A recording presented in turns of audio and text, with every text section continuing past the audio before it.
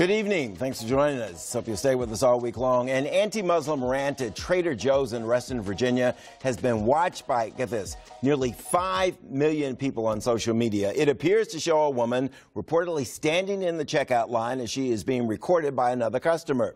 Now, it started when a Muslim woman let a customer cut in front of her in the line. Listen. I wish they didn't let you in the country. Excuse me? Huh?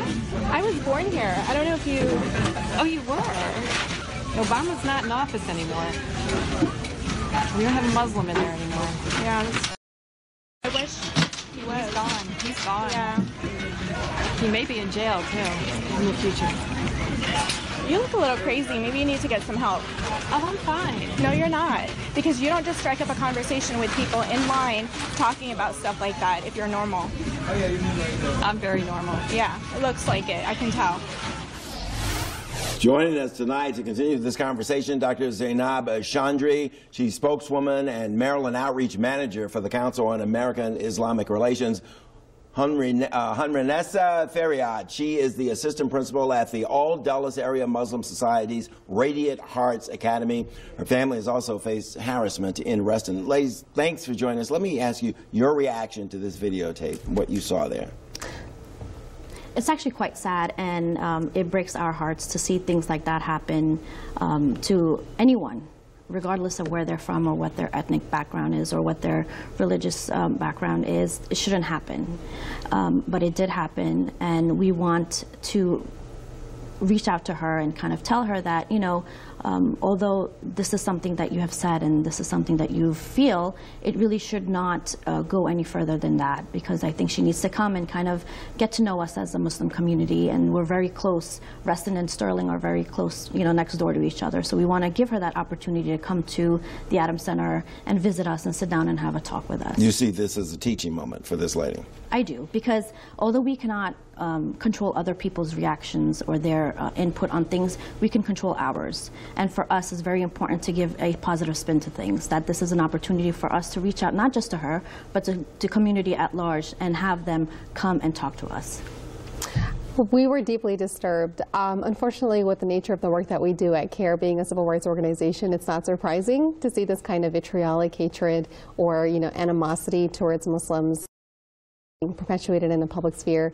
We've seen a lot of like a spike in hate crimes and bias attacks over the last couple years, particularly in 2014, 2015, 2016. There has been a rise in the number of incidents where we've seen displays of anti-Muslim bigotry, whether it be harassment, discrimination, hate crimes, bias attacks. And this is just, I think, a symptom of a broader problem that we have in society, where we've seen a normalization of Islamophobia, and it's manifesting as these kind of outbursts or displays of public animosity towards Muslims. What are you saying to the children when they see this?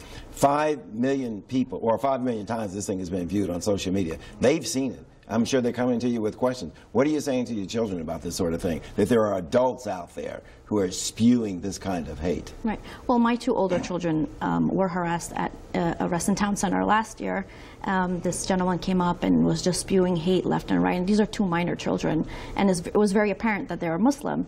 And they had to literally run across the street, get into the garage, and hide behind my car. And then my eldest one called me and said, "Mom, you need to come and get us because this guy is harassing us. We don't know what he could do to us." So it's devastating to children. My daughter would not leave the house for a very long time.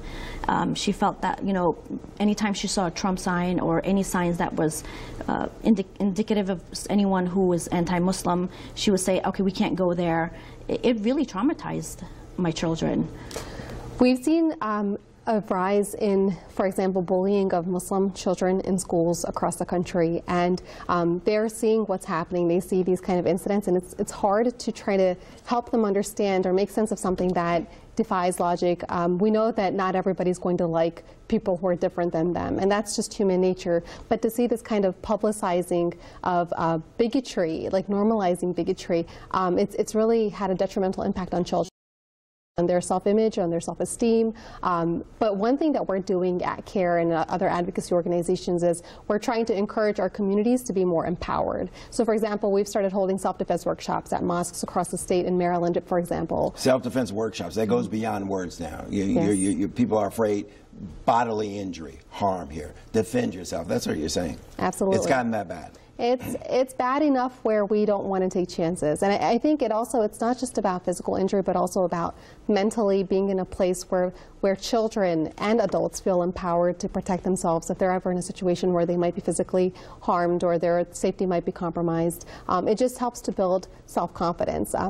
We should never feel like we have to be empowered in that sense, but I think especially with the spike in hate crimes and bias attacks, it's more important than ever to instill that sense of identity. And how much support are you getting outside the Muslim community? I know the interfaith community. To go off of that, yesterday at the Adams Center we had our interfaith outreach inauguration open house.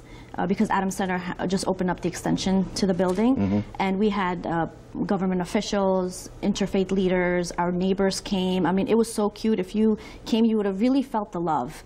They were really interested in finding out how Muslims, deal with things and just telling us that they love us and that they're for us. Those are not the people you have to worry about. And that's what I think we need to focus on, is that, we need to be aware that there are a lot of Americans that don't feel the way this woman does. Right. And we need to take that and glorify that. Okay, last word. Thank you very much for that. Thanks for coming in.